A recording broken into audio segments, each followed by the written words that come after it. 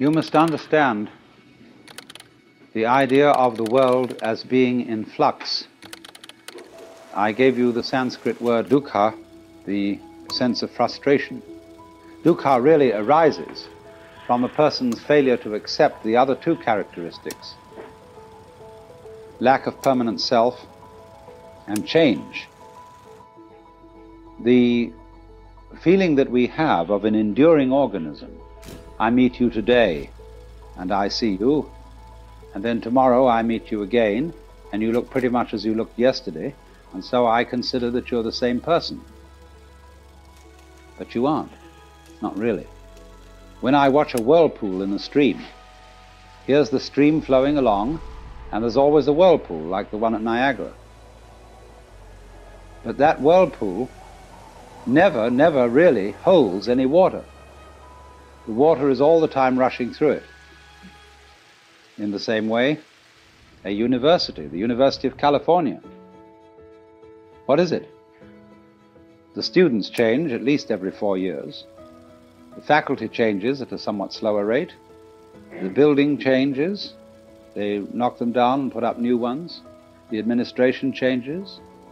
So what is the University of California? It's a pattern, a doing of a particular kind. And so in just precisely that way, every one of us is a whirlpool in the tide of existence. And we are in every cell in our body, every molecule, every atom is in constant flux, and nothing can be pinned down. From one point of view, change is just too bad. Everything flows away, and there's a kind of sadness in that, a kind of nostalgia, and there may be even a rage. Go not gently into that good night, but rage, rage at the dying of the light. If you resist change, you have dukkha, you have frustration and suffering.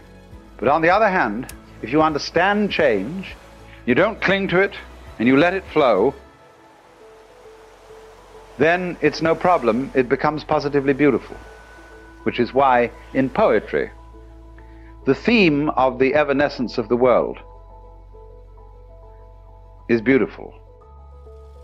When Shelley says, "The one remains, the many change and pass. Heaven's light forever shines, earth's shadows fly. Life, like a dome of many-colored glass, stains the white radiance of eternity until death shatters it to fragments."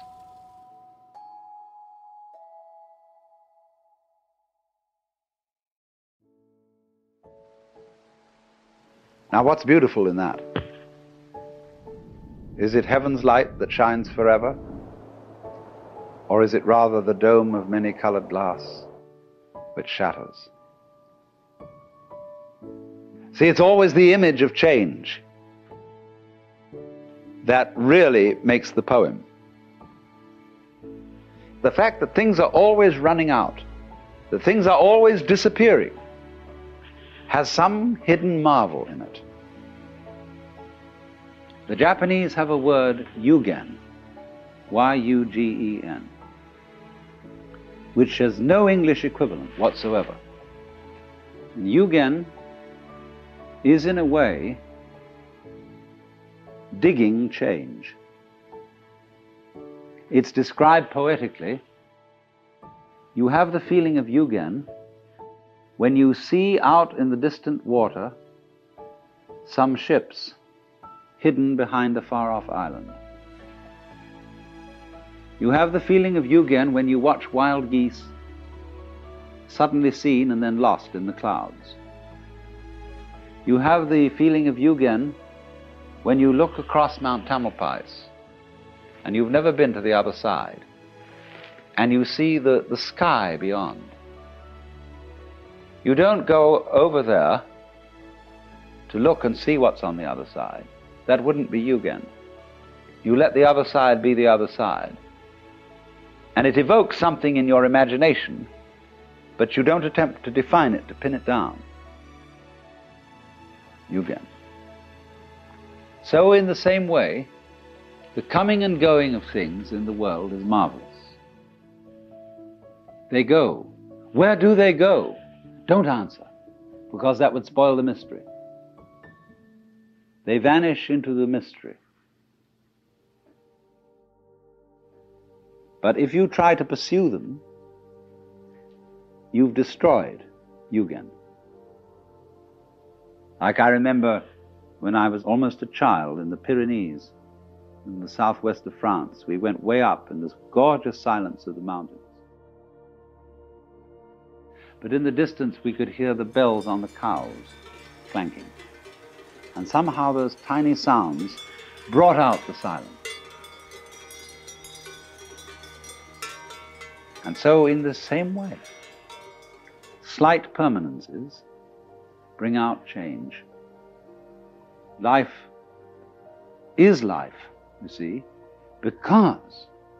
just because it's always disappearing. Supposing suddenly, by some kind of diabolical magic, I could say zit, and every one of you would stay the same age forever. You'd be like Madame Tussauds waxworks. You'd be awful. In 1,000 years from now, what beautiful hags you would be. So, the trouble is that we have one-sided minds. And we notice the wave of life when it is at its peak or crest. We don't notice it when it's at the trough, not in the ordinary way. It's the peaks that count. Take a buzzsaw. What seems important to us is the tips of the teeth. They seem to do the cutting, not the valleys between the teeth. But do you see, you couldn't have tips of teeth without valleys between them. Therefore the saw wouldn't cut without both tips and V-shaped valleys. But we ignore that. We don't notice the valleys so much as we notice the mountains. Valleys point down, mountains point up. And we prefer things that point up because up is good and down is bad.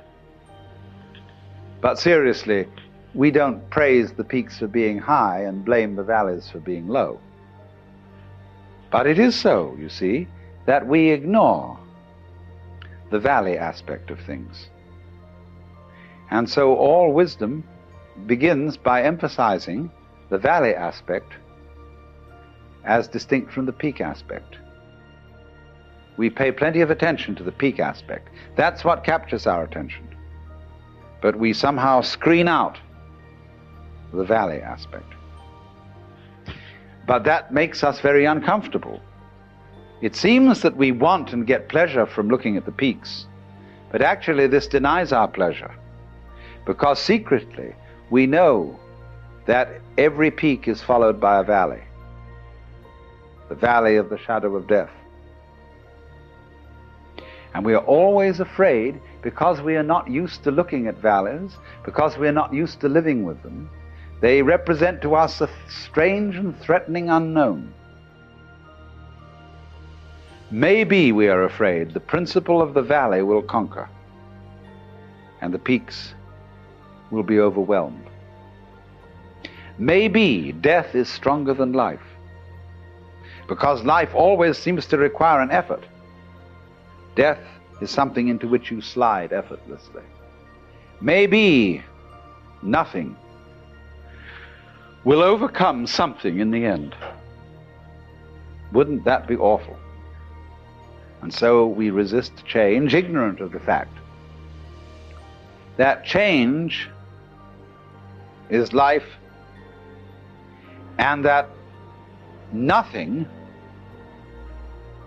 is invariably the obverse face of something.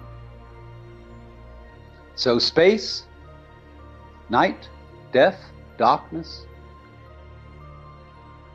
not being there, is an essential component of being there.